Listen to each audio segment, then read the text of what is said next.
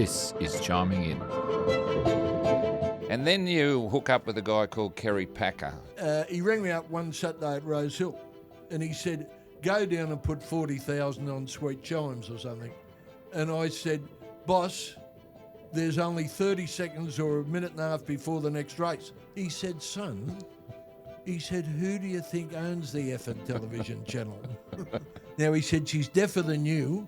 He said, when she puts her ear over the kettle to see if it's boiling, he said, duck into my bedroom. He said, there's $5,000 under the mattress. I think in the early 80s, a guy called Billy Birmingham put out an album called The 12th Man. Well, he had me calling giving the prices of a race with horses like Sweet 16, Sunshine Sally, Thing-a-thong of sixpence.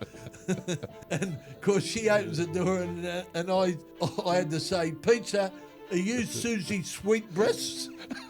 Well, this particular time, Bob Hawke was the Prime Minister. I'd never met Bob Hawke. And I walked in the door and he caught sight of me and he said, hey, Kenny, what was Dipman doing on that effing thing in the last?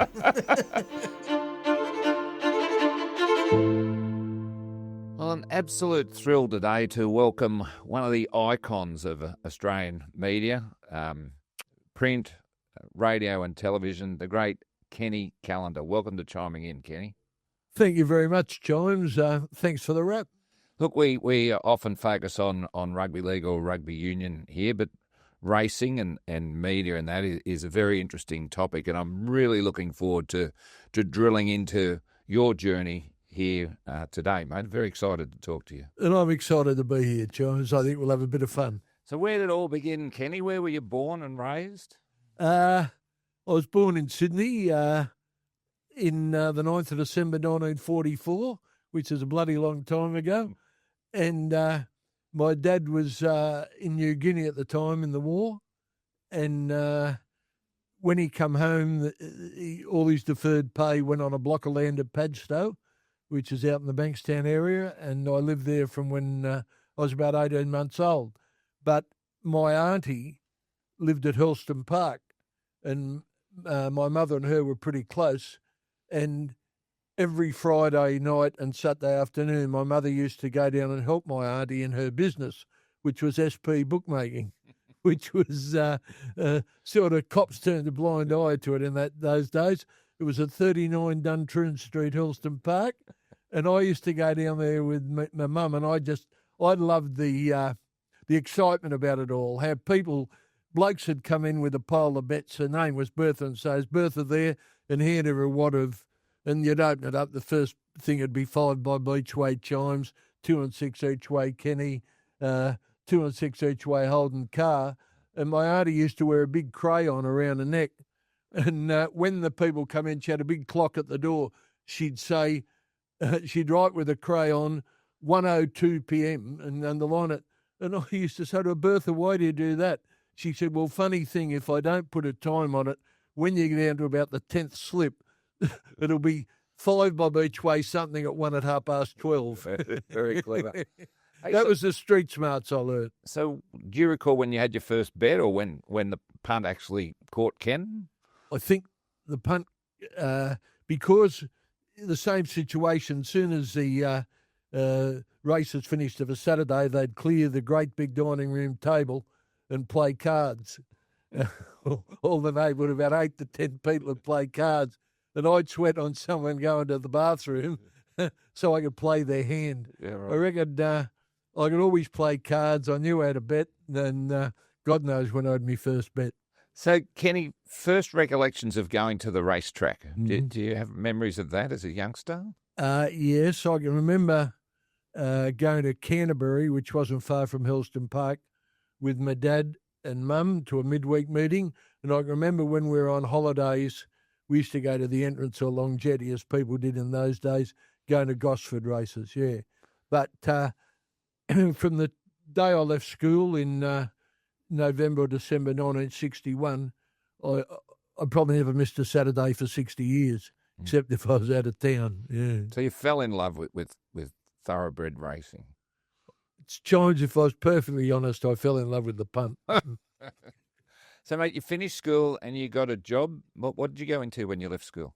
When I left school, your parents needed to have money in those days for you to go to uni.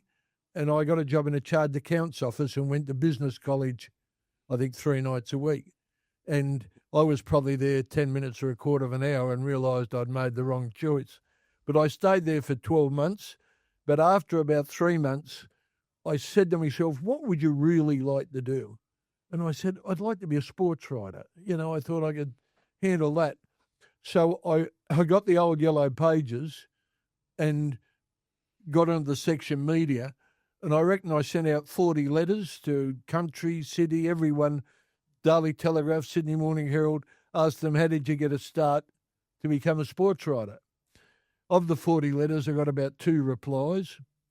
But then after 2 or 3 months, I got a letter from the old Daily Mirror saying that they were taking applications for copy boys.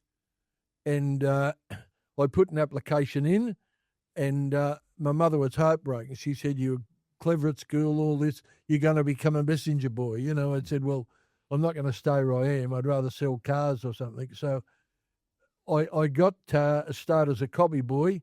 Unfortunately, someone took a liking to me, and after about 3 months, I got a cadetship. Straight into sport? No. I started, I had 6 months on general, and they sat me between 2 girls who were doing cadetships. One was Ilsa Conrads, who's one of the nicest people I've met in my life, who could drink schooners quicker than I could. And the other was a girl called Anna Torv, who became married to Rupert Murdoch for 30 years. Wow. And Anna was a beautiful, beautiful girl too. She died just recently. Yeah. So I guess you get into racing, you become a racing journalist. Who were some of your mentors when you first started writing as a racing journalist? What actually happened, a guy called Peter Miller was the sports editor, or the sports editor assistant at that time, and he used to come to the races of a Wednesday. Well, Wednesday was my day off, and he'd see me at the races all the time. And Tommy Brassel, who was on the racing rider, took long service leave. And this Peter Miller went and asked him on general if I could come over to sport for the 6 weeks Tommy was away. And I never ever went back. I was the racing rider all the time, and I become quite friendly with a bloke on general who was, he started his cadetship about 3 months before me or 6 months before me, and he lived at Revesby, near where I lived at Padstow, and we used to share a car. I'd drive in 1 week, he'd drive in the other week. And he finished up on sport, and his name was Peter Frillingos. Great man, Chippy. Yeah. And of course, I gave him the nickname Chippy. Why'd you call him Chippy? Yeah, and they acknowledged it when Peter died. They acknowledged it in the paper that I'd given him the nickname, because Peter's dad was actually a barber at King's Cross. That Peter was Greek, and I used to gee him up. I'd say, you're the only Greek in Sydney that doesn't own a fish and chip shop. And he'd laugh. He had a great sense of humour, and that unfolded to he started to call him Chippy, and then blokes like Morty and that picked that up on that when he came over to sport. And so you mentioned Morty. This is a great Bill Morty. Yeah, great fella. What was it like working with Bill Morty? I sat on a desk, the old desks, there used to be desks facing each other with 2 phones. There was no computers in those days, 2 typewriters, and I sat opposite Bill for 8 years, I think. And that taught me a lot about the world, and I found that there was someone more desperate at the punt than me.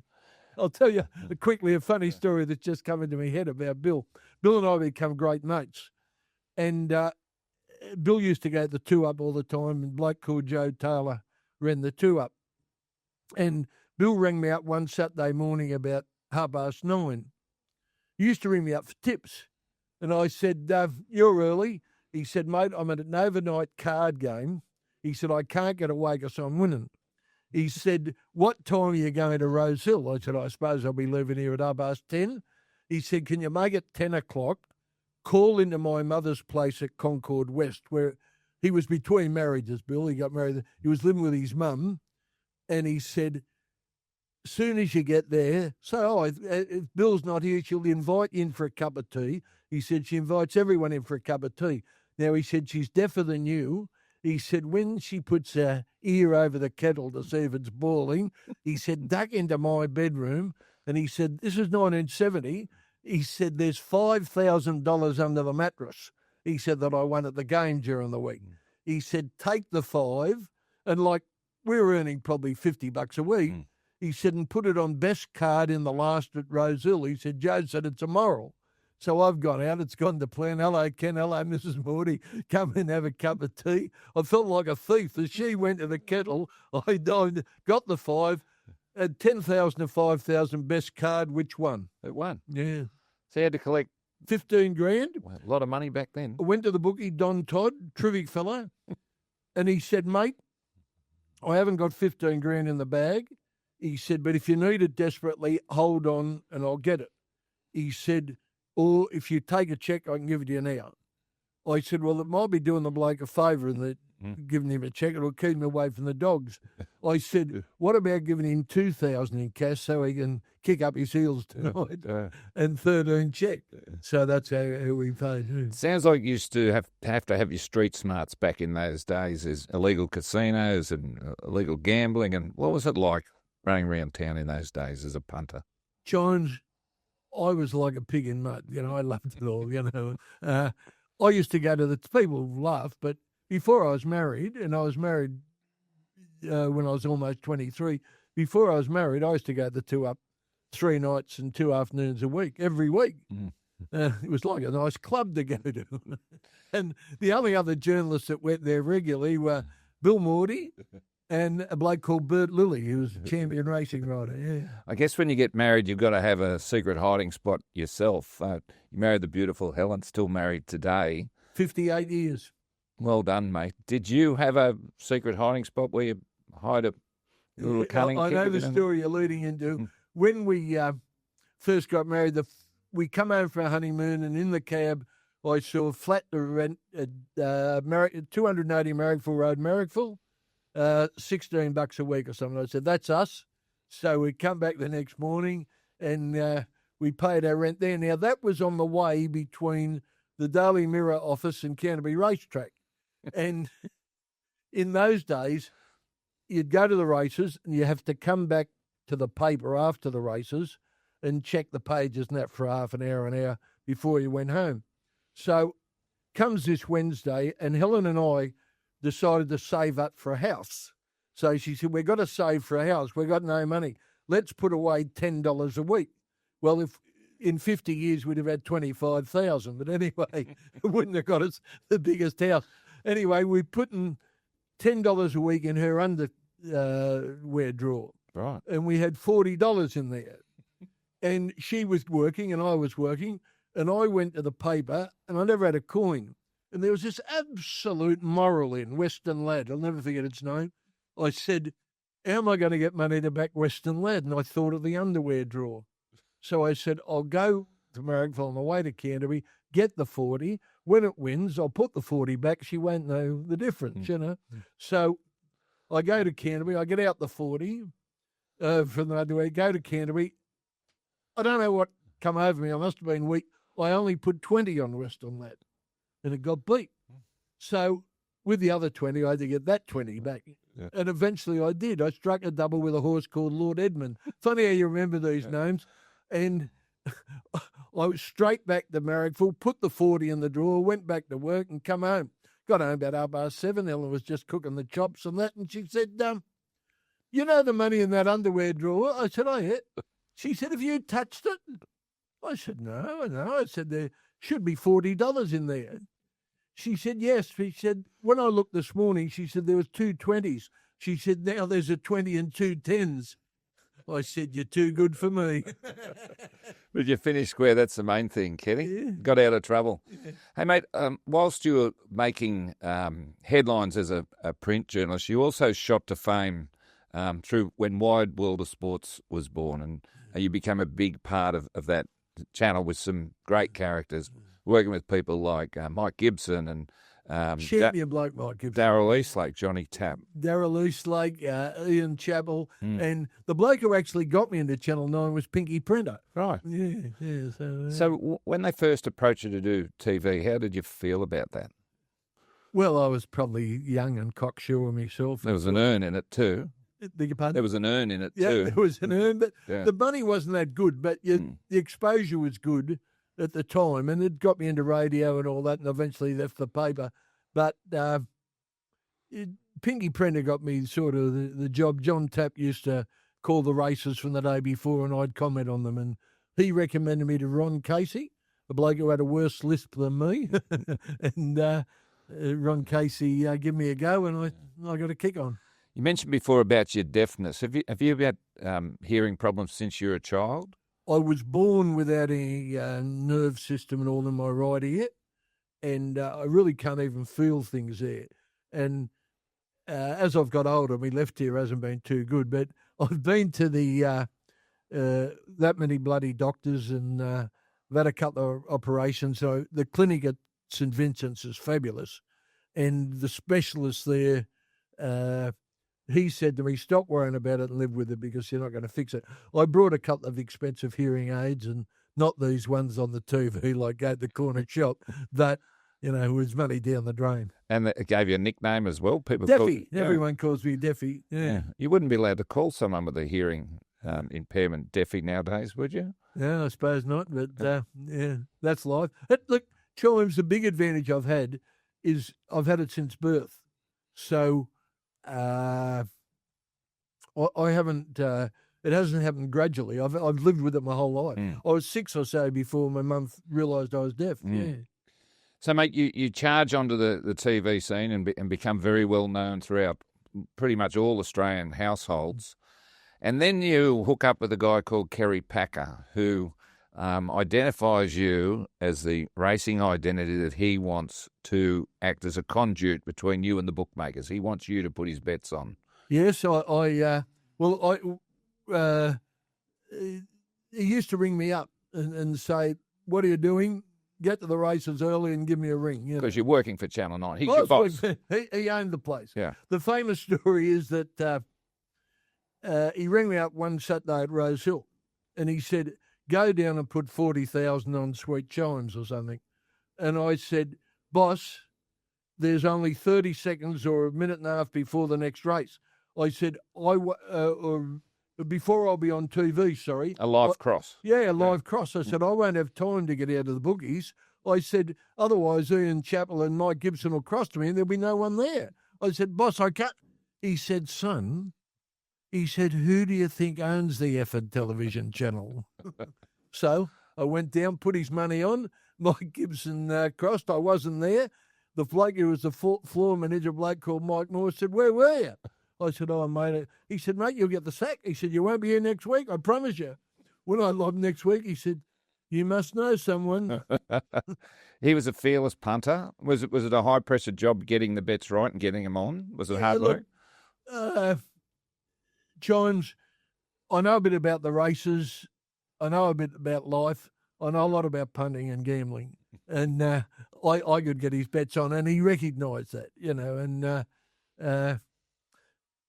he'd say to me, he'd ring up in the morning and say, "Give me a ring." He'd ring him and say, "What do you like in this race?" And I'd say, "Microphone." He'd say, "Good, can't win." He said, "I've spoke to the jockeys." You'd say this straight openly, do you? He said, "Red Brass will win this. Go down and put 50,000 on Red Brass." If Mike won, he wouldn't say anything about it. Yeah. But was his. So I wasn't really tipping to him. Yeah. I tipped him a horse at George Hanlon one day. He was going to back Placid Arc in the race at 1,100-metre race at Randwick. And I said to him, "Geez, it's short odds, boss." He said, "It's certainty." I said, "This horse of George Hanlon's should have beat it in Melbourne." And I said, "And it's 8-1. And he looked at it and he thought about it. And he went over and he had 2 million to 250,000. Wow. The horse I tipped him. And it beat Placid Arc about half of an eyelash. Wow. If the result had gone the other way, I might have been out of a job. Did you get a tip? No, I got a permanent job there that I was well paid and didn't have to work all that hard. And my son's worked there for 20 years and my granddaughter's worked there now for 10, yeah. So how would you go about getting the cash on a day you've had a big bet? No, I'd put it all on credit. The bookmakers, I'd was... They knew it wasn't yours. Well, that's right. But I was betting reasonably well myself. Yeah. And I'd credit with all the bookmakers. So because of that, but then when I went to them and said 10,000 on Harry or 20,000 on George, they knew it wasn't mine. But they knew that I was a reputable person that wasn't going to leave them in the lurch. They knew deep down it was Packers because he'd been on and off betting, you know. Yeah. So I remember he asked me one day, it was a lot of money, but 250,000 on a horse at Randwick. I said, geez, this is going to be an effort. And certain bookies you'd go to, and they go, and then have all their blokes running around back and elsewhere. So you had to pick who you went first with. Phil Matz, who was a very big bookie in the time, you could go to him and say, Phil, 30 on it, and he'd say yes, and that'd be it. Then you'd work your way around the ring. If it was in Melbourne, Bobby Bland was incredibly big. Like, he finished up betting big with McHugh. But on the run-up, like, Bob Bland used to say to me, if you got a Melbourne bet, come to me first and I'll bet you the lot. But he said, no good coming to me after others have started to run around backing it. And then he could work out whether he wanted to back it back. And I remember Packer was sort of betting in 10s and 20s and 40s, and it was a bit hard to get on at times. This was well before the 250 go.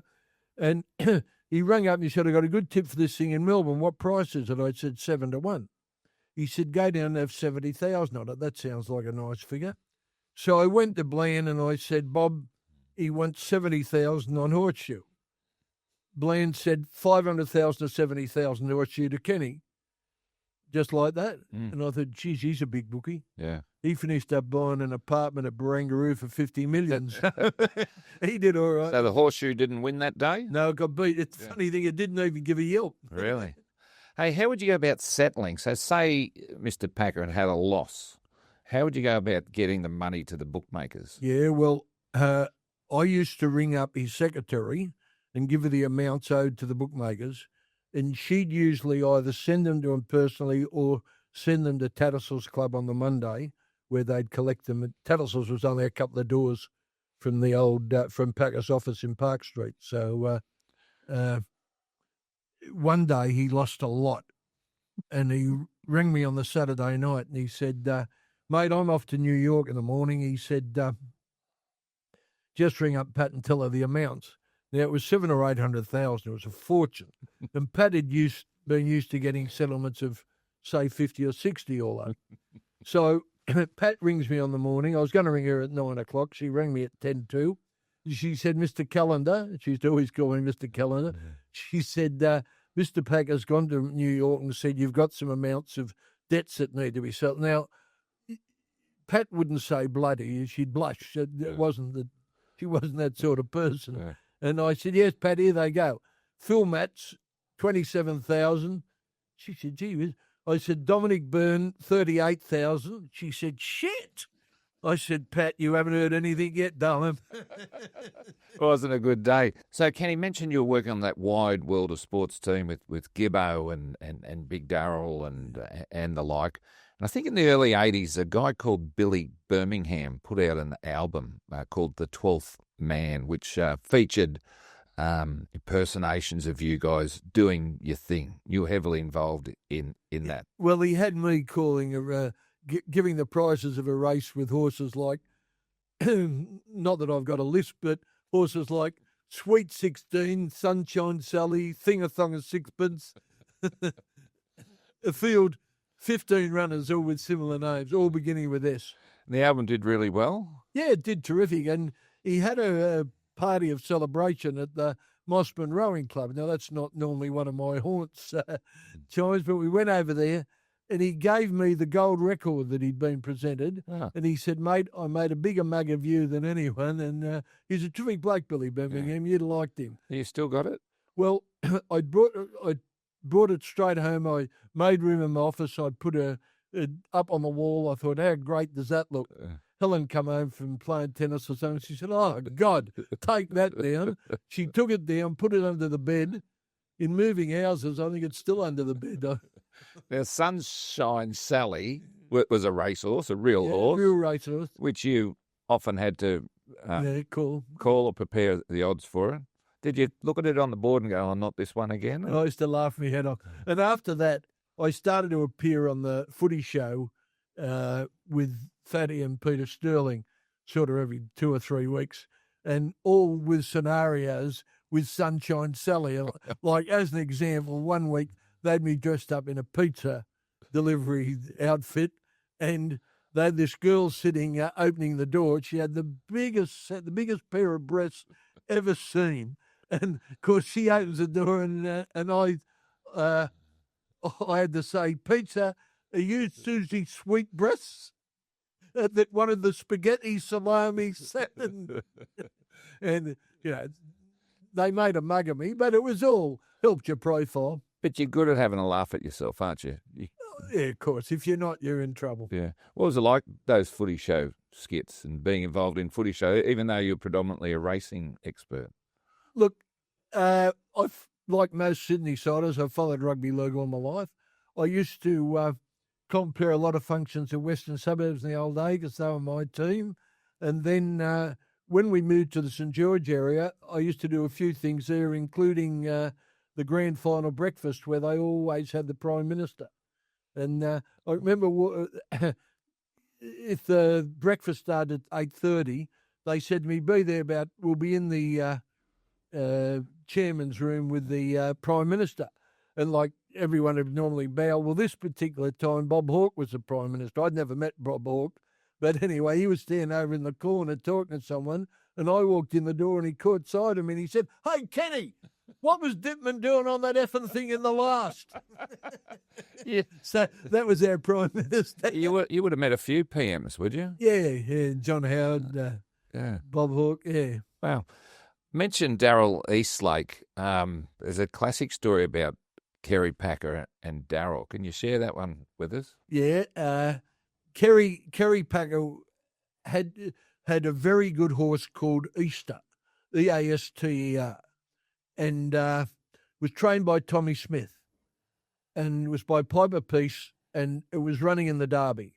It was about second or third favourite in the Derby. And unfortunately, it was the Derby in that year was run on Easter Monday, and Kerry had to go to New York for the weekend for business, so he couldn't be at Randwick for the Derby. Now, everyone in the world of sport team were mainly punters. Daryl Eastlake wasn't. Now, Daryl used to ride his motorbike down from the Central Coast, and he was first in the office. Now, when Kerry Packer went down for breakfast on the Monday morning, or it might have been lunch, he said, "Geez, it's 7 o'clock in the morning in Australia. Easter ran yesterday. The Derby was on yesterday. I wonder how the bloody thing went. My communications weren't the same." So Kerry's dialed Channel 9, and he said, "It's Packer here. I'm in New York. Put me through to the Sport." Well, when he went to the Sport, it was 7 o'clock in the morning. The only bloke there was Daryl Eastlake, and it's Easter Monday, just after.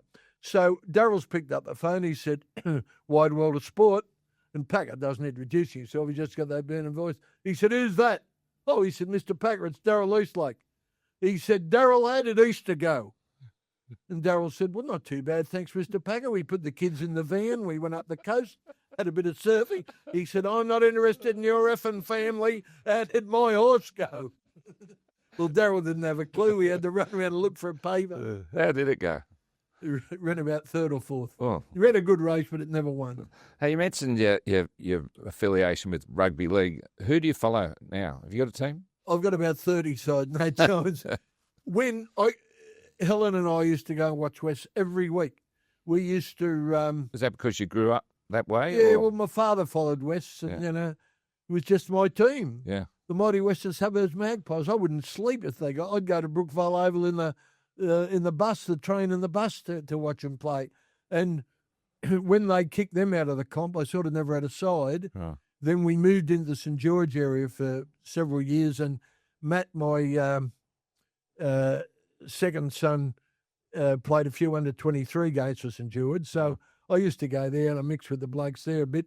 Then when we moved to Randwick in the 90s, I used to go over the football stadium, walk across Centennial Park and watch Brad Fittler play for the Roosters. But, mate, I love rugby league. I love all sides.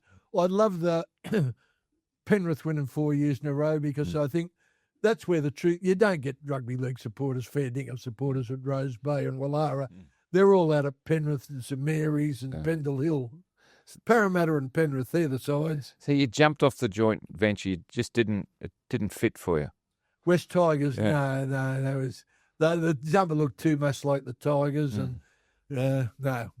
So it's probably a few people probably did that, the same sort of thing. Yeah, I'm sure. So, mate, that's where my heart still lies. I've got a soft spot there, but I hope they make the 8 this year. Kenny, you turned your hand at one stage to bookmaking. You took them on.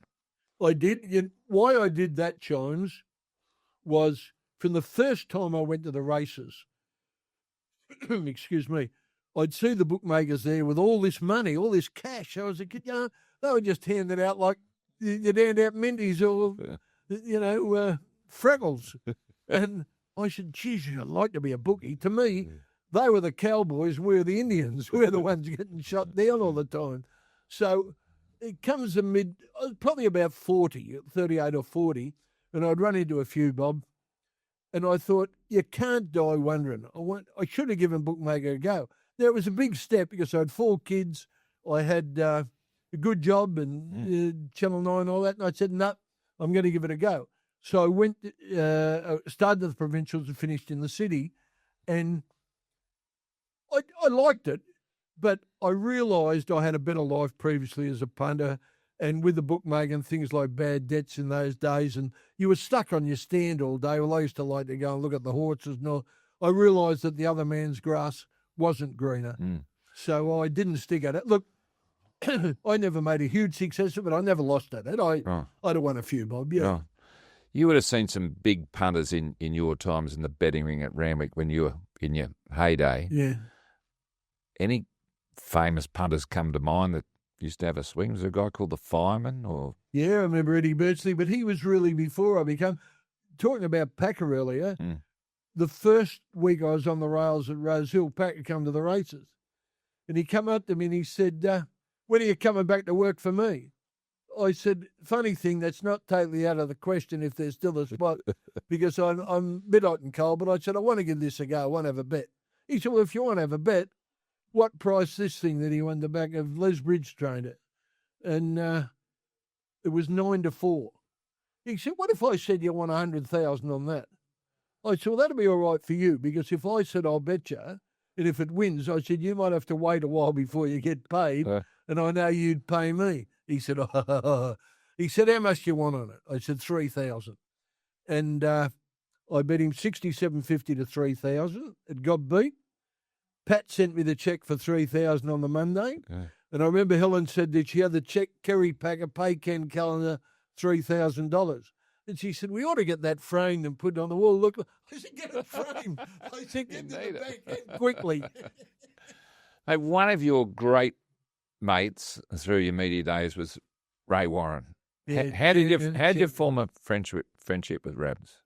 I formed a friendship with Rabs because we're like minds, like bodies. He was a good fella. He'd come up from Junee in about 1970. He was, we just hit it off. We hit it off. And when I left the paper in 1977, Rabbits finished up in the cells at Central Station. No, do tell. Not a great story. He's a good fellow, Rabs. We talk regularly all the time. Yeah. But he was at the function, and he decided to drive me home. And his car was parked in... No, Bill George decided to drive us home, who was a trackman. Ray said, Bill George is sober. He can drive you home and drive me home. Bill, you've got a job. So Bill's we're at a Chinese joint in Sussex Street. It's 1 a.m, but in those days, Sussex Street was alive, Chinatown. And Bill's trying to reverse his car out without a lot of luck. Rabbit said, I used to be a police cadet. Leave this to me. He marched out the centre of Sussex Street, put his hand up, one hand up, stop, and the other hand come forward, driver, and said, come, Bill, come out now. And a bloke got out of his car. And Rabbit said, sir, please back in your car. Be only a moment. The gentleman's backing out. The bloke said to him, you want to be a policeman, do you? And Ray said, no, he said, well, I am a policeman. Get in the back of the police car. And they took Ray to the cells. Wow. I rang his then wife up, Monica, And I said, it was 2 a.m. I said, Monica, we've had a little bit of a problem here. Ray's in the cells at Central Police Station, but it's not a major thing. They're not going to arrest him. Right? She said, tell him to leave him there, and hang up. Really? He was obviously the best, I think, ever rugby league. He's the best football. Rugby league caller by a furlong. Yeah. With respect to the great Frank Hyde, too, who was a champion. Ray's a lot better caller than those blokes. Yeah. Those blokes were great callers, but they got ad-lib a lot because people weren't watching it. Yeah. Ray was calling the game as you saw it. Yeah. And, he called what was on the screen. That's what made him so good. Some blokes ramble on. It's not what you're looking at. He was a race caller too. Champion race caller. Yeah, as good as there was. Would he wander around the ring in between races having a punt? Yes, we were at Gosford races one day, and he came up to me and he said, Daffy, I'm doing my money. He said, what'll win this next race? I said, well, Ray, it's a pretty hard race. I said, there's Kemra Lenz and Chimes and Kenny. He said, have a pick. While he's talking to me, this woman said, they've jumped. The caller's not in the box. And Ray said, lady, they can't jump. I'm the official caller. She said, well, look out at the track. Ray said, oh, my God. So he's raced up the stairs at Gosford. It was a mile race. By this time, they're at about the 600 metres. Ray should be panning and puffing, but quick thinker, he said, hello? Testing? We're back on air. Sorry, ladies and gentlemen. And as they come into the home straight. Characters, Kenny. Are we losing the characters in media and sport, do you think? Well, it's hard to say so. An 80-year-old bloke can't tell you that. You've got to mix with the blokes who are 25 and 35 and are getting out and on the drink every day. Do they still do that, Chimes? They do, yeah. Tell us about technology. How would you get a story through from race day at the track to the paper in the old days? Well, in the old days, if you were writing for the Daily Mirror, which was my paper, you'd get on the phone and get to a copy taker and you'd just say, Ken Callander from Rose Hill, and you'd say, Genuine George won the, and she'd type out what you're saying. She's hitting a typewriter. Hitting a typewriter. You'd say, Gentleman George with a big finish and brilliantly ridden by Bill Kamer, won the second Parramatta Stakes at Rose Hill this afternoon. Full stop, breakout. Yeah. Next thing, so-and-so, comma, and they were brilliant typists. If you're working for the Sunday paper, you'd type it out, and I don't know how they had some sort of facsimile machine that they'd send it back on, I think. Young people probably wouldn't know that back in the old days you weren't allowed to take a phone onto the racetrack. No, definitely not. Why was that? Well, they didn't want people communicating with the SP bookies. Just to shut that down. Yeah, so there was no phone. There was no phones allowed on track till about the mid-90s, I reckon. So there's no betting apps, nothing. No, you either bet with the bookie or you. Yeah. The bookies becoming. Are they all but extinct? Will they be extinct one day? Yeah, of course. The bookies are just about gone now. You might have people playing bookies with a few old people betting with them at the track, but unfortunately, for good or bad, now the big conglomerates like Sportsbet, the Tab, PointsBet, all the big mobs have taken over, and everyone's walking around with a phone and just clicks on their bet. Yeah. That's the way of the future, whether it be good or bad. The thing that I don't like, it's like a cartel in a way. The bookies on the track used to race, you'd get into about 106, 107%, which give the punter a chance. Now they just put up 100, 122, and no one can query them because they don't break on each other. What sort of crowds would they get at Randwick on a big day in the old days? When I first went to Randwick in the 1960s, for Doncaster Day, there'd be 60 or 70,000 there. Wow. And I wrote a story for the AJC magazine probably 30 years ago that I looked up the crowds, and in the 1961, taking a year at random, the average Saturday crowd at Randwick was 27,000. Wow. So even allowing for a couple of 60s, there was well over 20,000 there every week. and the average midweek crowd hovered close to 15,000. So why did so many people go to the races back then? Well, there probably wasn't so many other forms of entertainment. And there's certainly TV was in its live infancy, sport, and you didn't have live sport on like you have now.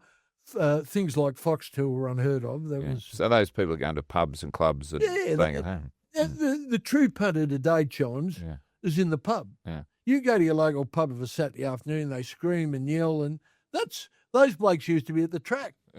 And I love that atmosphere. Yeah. You know, I go down the Clear Valley Hotel the odd time, and I love to see young like, go on, son, up you go. What about trying to win the crowds back? Obviously, there's been a big effort to win young people back to racing, and the Everest is a good example of how brilliantly promoted. Yeah, Credit to I was going to ask, you're a fan of the Everest?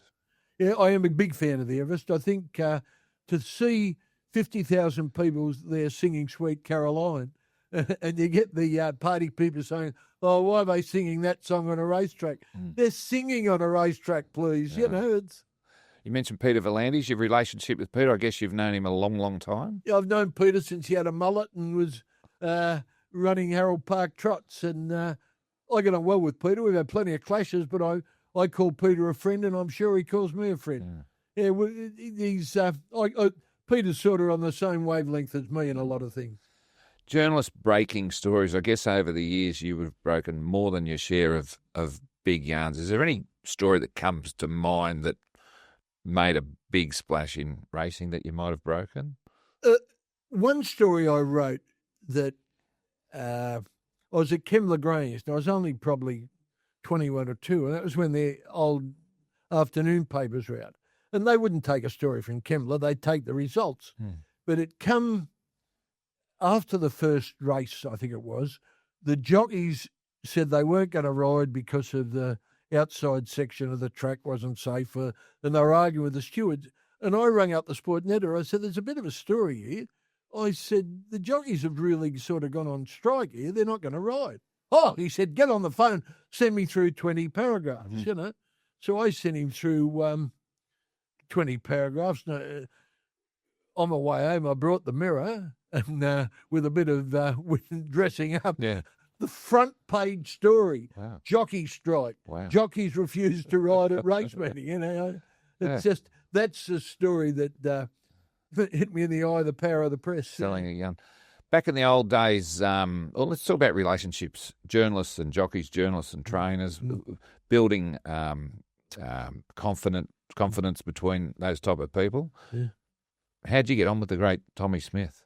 I got on well with Tommy Smith. I wasn't close to him, but I misquoted him. Well, not misquoted him, but made him look in a bad light when I shouldn't have one day. It was partly my fault, and it looked terrible. And I went up to him the next day and said, Tom, I'm very sorry about the story yesterday.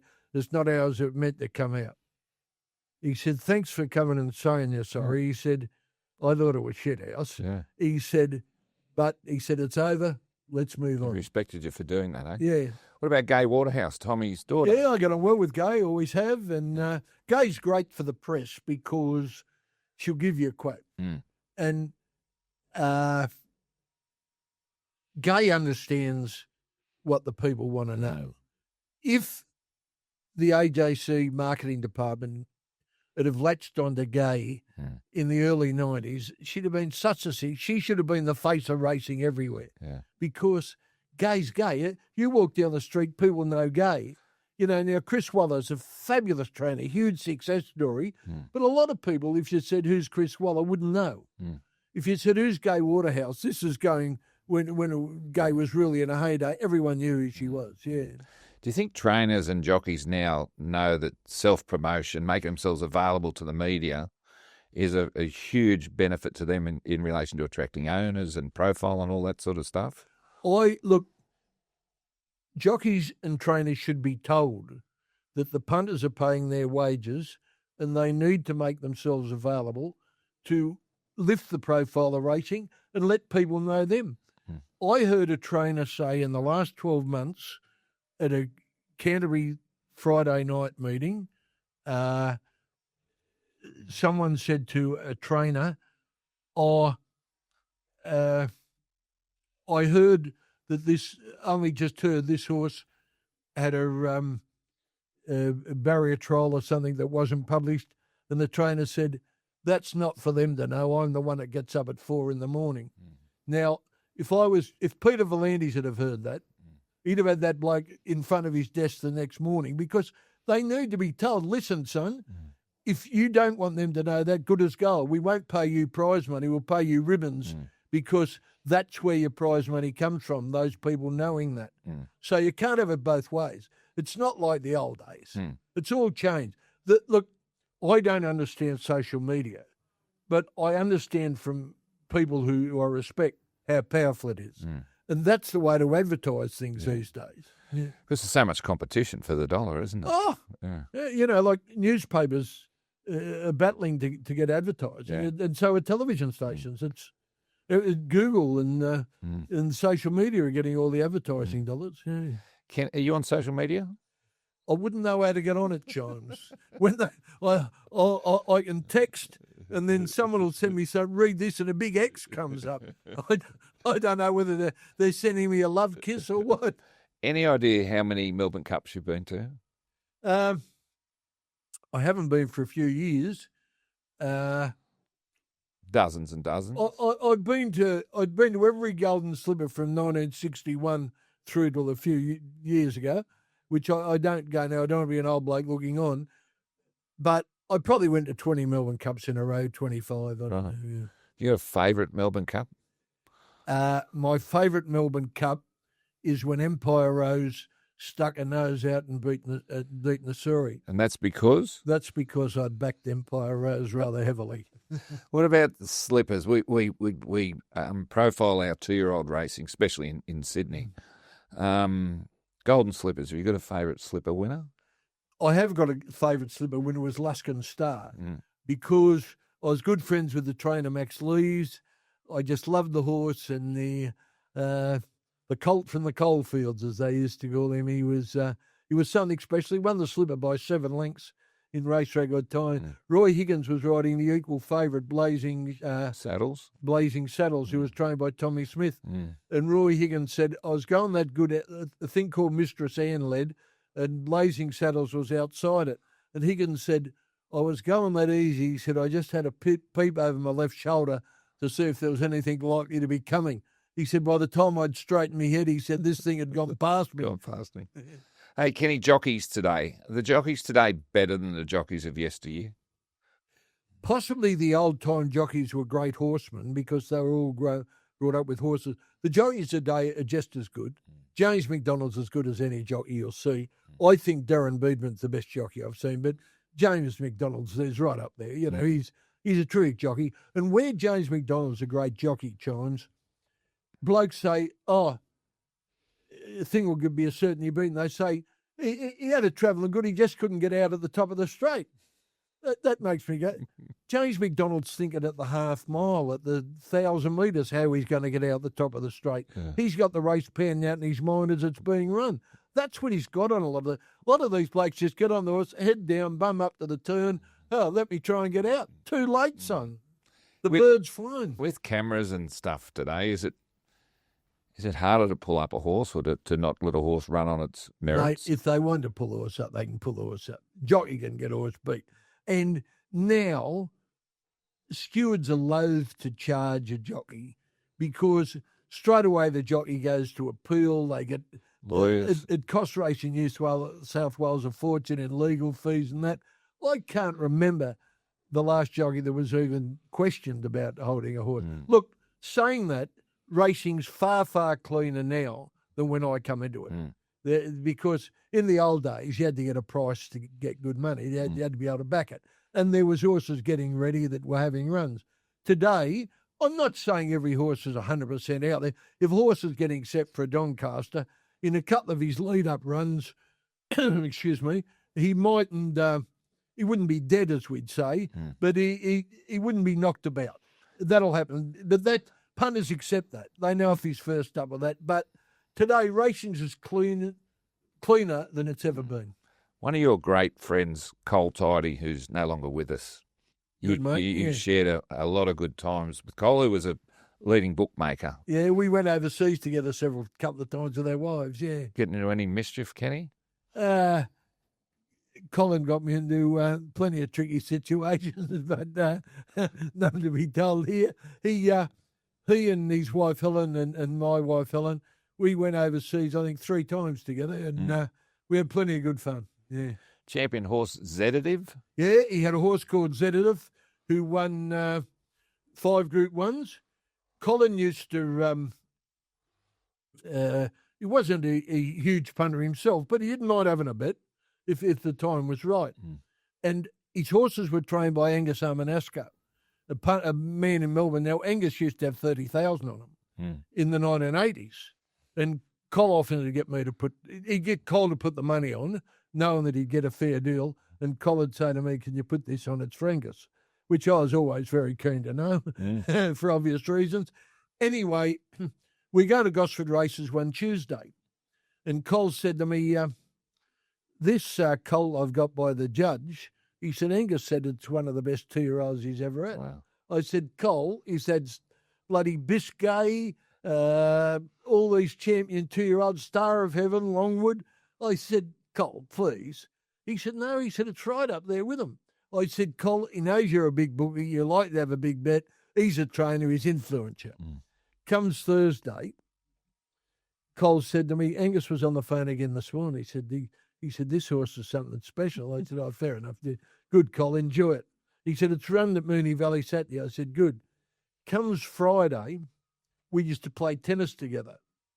And Col said, he said, you're probably not interested. He said, but Angus rang me this morning. I said, yeah. He said, he wants 30,000 on that horse of mine. I said, Col, this is how we'll do it. How'd it go? It was Zedative. Yeah. Yeah. And won. It won. Was and won 9-2 to 11-4. Won a lot, didn't it? Yeah. Picket fences. Yeah, he was a good horse. Yeah. Hey, Kenny, I want to talk to you about your kids. Yep. 4 boys. Yes. 11 grandchildren. Let's start with the most troublesome, Richie Callander. Yeah, number 3. Now, was he going to be a golfer, a professional golfer once upon a time? Richard played off scratch when he was about 16, and he was apprenticed to a bloke called David Honeysett at Beverley Park Golf Club. And Richard was a very good golfer, not quite good enough, I got to be honest. There's a lot of blokes get out of scratch, but unfortunately, Richard discovered when he was about 18 the drink, women, and the punt. The most evil, of course, was the punt. Yeah. And that as he got more involved with these things, his golf deteriorated. But he still plays off about 4 and has a bit of fun. He wouldn't punt while he was in the middle of a tournament, would he? Because he was the local apprentice, he was allowed to play on the Bexley Park Pro-Am day. And they hit off fairly early. And with they'd have 40 or 50 pros that play in this, and one would play in each group with the locals. So Stephen, my youngest son, caddied for him, and they got to the 9th hole, and Richard was 2 under par, which was a terrific achievement for a young kid playing. It should have been a bit nervous. But Richard had backed Zeta Gal, a horse I had a share in, all up Vaux Road, and they got to the 9th, and Richard found Zeta Gal had won. He's about to hit off the 10th tee, and Steve, who's listening in the pro shop, come run over. He said, Vaux Rogues won. Oh, what a beauty. He hit the ball to about 4 foot on the 10th, which is a par 3, sank the putt and went 3 under. As he walked to the 11th tee, Steve said, Richard, there's a protest on that race. Richard went bogey, bogey, double bogey, protest upheld. I think he nearly threw his clubs in the creek. The old punt got him on the day, eh? Yeah. Let's talk about Dave Callander, who I know quite well. I used to work with Dave. Yeah, What's he doing now? My eldest son, Dave's been a school teacher for the last 40 years. He teaches at De La Salle, Cronulla. His main goes legal studies, but I think he's master or something over there. But Dave's a good bloke. Dave goes out surfing every morning on his board. Yeah. He started out in journalism, actually, didn't he? He did. He was a cadet. And then he thought he was a square peg in a round hole. And I think there was a bit he didn't want to be young Kenny Callander. Yeah, which is fair enough. He wanted to be his own man. and he decided to go back to uni, and he did school teaching. Did you ever try and steer the kids off the punt and say this is no good for you? Or Yes. yeah, did it work? With 3 of them, yes. Right. Tell us about Steve. He's overseas. Yeah, well, Steve Steve's got all his mother's brains, and he's got the Herbert Hoover Chair at Stanford University. Wow. He's the professor of political economy, and he's flying. Yeah. He lives in Silicon Valley there at Stanford. And, Does he get home much? Yeah, he comes home a couple of times a year. He Right. hops on a plane, and or if he travels a lot, because Steve doesn't teach. He really researches and gives lectures and things. And he teaches, the postgraduate people a bit, but he if he's going somewhere, he might come home via Australia for a couple of days and see his mother, I want to talk about Matty Callander, who's one of my favourite Callanders. Yeah. We lost Matty to brain cancer. He died at 46, 9 years ago, Yeah. But he's still warmly remembered through the Mark Hughes Foundation. Well, Matt really come up with the idea of the Beanies for Brain Cancer. Wow. Yeah. And he got together with Mark Hughes to start that. And it's been such a fabulous, fabulous success, of which Matt's widow, Ian, and his 4 kids have all got heavily involved in that. Yeah. And it's a joy to see. Yeah. So you jump in and help each year and do a little bit. Yeah. beanie rounds. Yeah. Yeah, I'm getting too old now. Right. Hey, now you mentioned Anne. Now Matt's daughter, Maddie, Yes. is doing extremely well at Channel 9. Kerry Packer would be proud of her. Yeah, well, she's her dad, Matt, who died, was the sort of executive producer of Rugby League at 9, and Maddie's now the supervising producer of the Wide World of Sport in Sydney. She's gone ahead in leaps and bounds, and she's 29, my oldest granddaughter. So she's a television executive at age 29. Yeah, well, she's doing good. She again, I think, throws to Helen. Yeah. Hey, Kenny, let's talk about you. You wrote a book once. Yeah, Good Luck and Good Punting, 2007. Who talked you into writing a book? A guy I was interviewed by Ray Hadley on his radio show about something, and a bloke rang me up from Pan Macmillan and said, I think you've got a book in you. And I ummed and ahed, then I wrote it, yeah. So it tells stories about your journey, I suppose, does it? Tells stories about from when like best jockeys, best horses, all that sort of, but mainly about my things like stories that we've spoken about here. Yeah. Cold Tidy, Bill Morty, all those sort of stories, yeah. Kenny, you're a bit of a national treasure, and clearly, Thank you. Yeah, well, I think you are. And you've got national profile because racing in this country, everyone likes a bet and a beer. If you were to walk into a pub in Alice Springs, would people know who Kenny Callander is, do you think? Yeah, the odd time it surprises you. And it really surprised me that my book sold almost as well in Melbourne as in Sydney. Right. Yeah. Why is it you think that you're so popular? If I'm popular, I think it's because... Try not to be too modest here, Kenny, Yeah, but no, why is it? Chimes, I think people relate to me. They think that he's fair dinkum and he's one of us. He's not up in the clouds. He realises that there's people living at St Mary's that pull the curtain down when the rent collector comes round. And I think they think I'm one of them, yeah, which I used to be. And I'm like, life's been good to me, so obviously I've kicked a few goals. But I like to think of myself as a knockabout. How do you fill in your days now? What keeps you entertained? Well, I like to go to the pub. Yeah. I follow the races. I don't go to the track, Chimes, because the bookmaking scene was my go. It's gone. And I don't want to hang around the pressman like an old bloke. I used to see it happen to Kane. I thought, I'm not going to be like that. It's it's the guys of 2026. It's their day, not my day. And I want to get out of their way.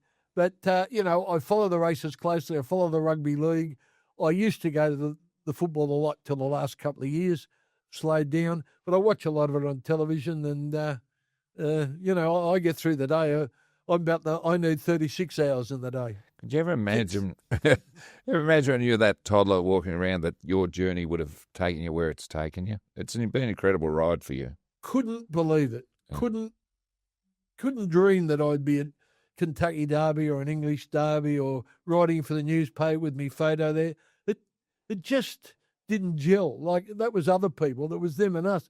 My dad, who was a mad Labor Party supporter, I said to him once, I said, Dad, why do we always vote Labor?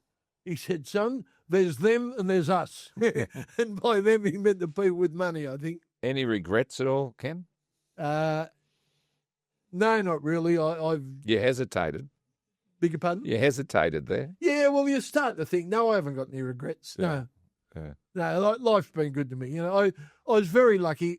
Look, when I got married, 6 or 7 of me, we all got married around about the same time. Mm. The other 5 or 6 finished in divorce. I think I'm very, very lucky that I fluked the right lady when we're kids, because it's too young. You shouldn't get married till you're 30. You know. Yeah, right. Hey, Kenny, it's been amazing chatting to you today. I've really enjoyed it. We could talk for hours. We have. But I just wanted to thank you for your contribution, not only to the media and racing, but to your connection with the guy in the pub, the average man off the street. We all love you. We thank you. Thanks for chiming in today, mate. Thank you for that, Chimes. Lovely words. I appreciate it. Good on you, Kenny.